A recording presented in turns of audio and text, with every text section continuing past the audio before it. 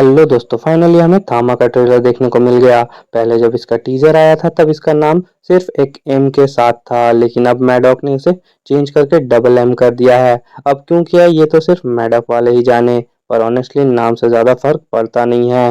फर्क पड़ता है ट्रेलर कैसा है एंड हम इस मूवी से क्या एक्सपेक्ट कर सकते हैं। इस बात से अगर मैं अपनी बात करूँ तो मुझे ट्रेलर काफी सही लगा। हाँ, कुछ जगह थोड़े एवरेज फील्स होते हैं, लेकिन ओवरऑल वाइब डिलीवर होती है, जो कि इंटरेस्टिंग लग रहा है। ट्रेलर की शुरुआत होती है रश्मिका के वॉइस ओवर से, जहां एक लोर सेट किया जाता है। यहाँ पता चलता है कि उनका कैरेक्टर एक वेताल है, बेसिकली वैम्पायर, लेकिन मूवी में वैम्पायर शब्द यूज शायद ना किया जाए। रश्मिका बताती है कि उन्हें बनाया ही गया था ह्यूमंस और अर्थ की रक्षा करने के लिए।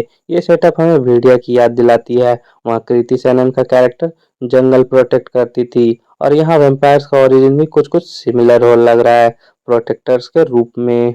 एंड इसके तुरंत बाद नवाज भाई का वॉइस ओवर आगे बढ़ता है। उनका डायलॉग ट्रेलर का सबसे अलग टेंशन सेट करता है। वो कहते हैं कि वो ह्यूमंस की हेल्प करने के बजाय उनका ब्लड पियेंगे, अपनी सेना बनाएंगे और थामा बनेंगे। अब यहाँ थामा का एग्जैक्ट मतलब अभी क्लियर नहीं है।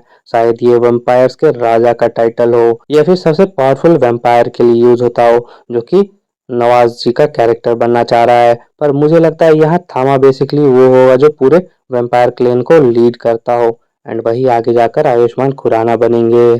टीजर और ट्रेलर से हमें एक और चीज क्लियर होती है, स्टोरी दो अलग टाइमलाइंस में चलने वाली है। पास्ट में नवाज के कैरेक्टर को शायद कैद किया जाए, एंड प्रेजेंट में जब आयुष्मान का कैरेक्टर आलोक जंगल में घूमते हुए गलती से उसे रिलीज कर देते हैं, तो उसी प्रोसेस में आलोक को भी पावर्स मिल जाएगा। इसी फेज में उनकी मुलाकात रश्मिका से होती है, जहां उनकी लव स्टोरी भी डेवलप होती है। मुझे लगता है कि उनकी लव स्टोरी को पास्ट टाइमलाइन से भी कनेक्ट किया जाएगा, जिससे एक लेयर्ड नैरेटिव मिलेगा स्टोरी को। अब आलोक के पावर्स की बात करें तो ट्रेलर में वो काफी हेवी लग रहा है मुझे तो। एक हाथ से पूरे कार को मूव कर दिया, वो भी बिना किसी स्ट्रगल के। साथ ही में उनकी हीलिंग एबिलिटी इंसेन लग रही है। रश्मिका जब उसे पीछे से मार देती है तब वो इंस्टेंटली हील हो जाता है। ये पावर तो भेड़िया से भी ज्यादा फील हो रहा है मुझे।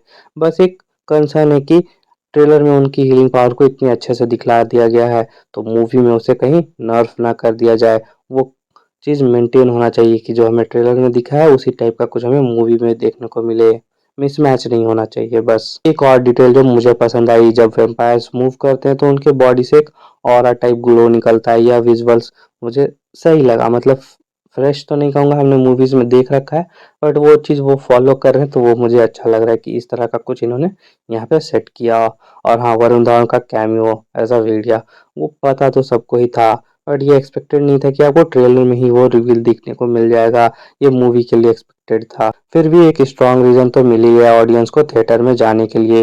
भेड़िया का लुक भी यहाँ एकदम से बीस्ट मोड में लग रहा है। एंड मुझे यहाँ पे लगता है कि भेड़िया वर्सेस वैम्पायर वाला धमाका में इंटरवल ब्लॉक में देखने को मिलेगा, क्योंकि ये चीज बहुत पहले ही हिंट कर दिया गया था जब भेड़िया ने कहा था स्त्री 2 पे पोस्ट क्रेडिट में कि वो दिल्ली जा रहा है एंड वहां पे वैम्पायर्स का कुछ अटैक वगैरह हो गया है। तो वो वाला पार्ट को यहाँ डायरेक्ट कनेक्ट किया जा रहा है। अब थोड़ा हॉरर कॉमेडी पार्ट पे आते हैं। ऑनेस्टली कॉमेडी मुझे ट्रेलर में उतनी हिट नहीं लगती है। परेश रावल को कैरेक्टर को कॉमेडी के लिए ही रखा गया है, लेकिन ट्रेलर में वो ज्यादा इम्पैक्ट फील नहीं होता है।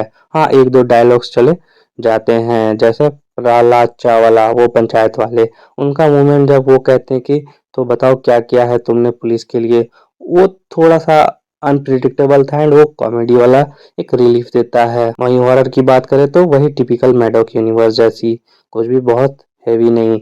बस वही है कि सुपर नेचुरल एलिमेंट को ये लोग ऐड कर देते हैं तो उससे एक फ्लेवर बन जाता है। ओवरऑल ट्रेलर एकदम मैडॉक फार्मूला फॉलो करता है, एक टेम्पलेट जो पहले से काम कर चुका है। ऑनेस्टली जब एक वर्किंग टेम्पलेट है तो उसे सही तरीके से यूज करना ही स्मार्ट मूव है।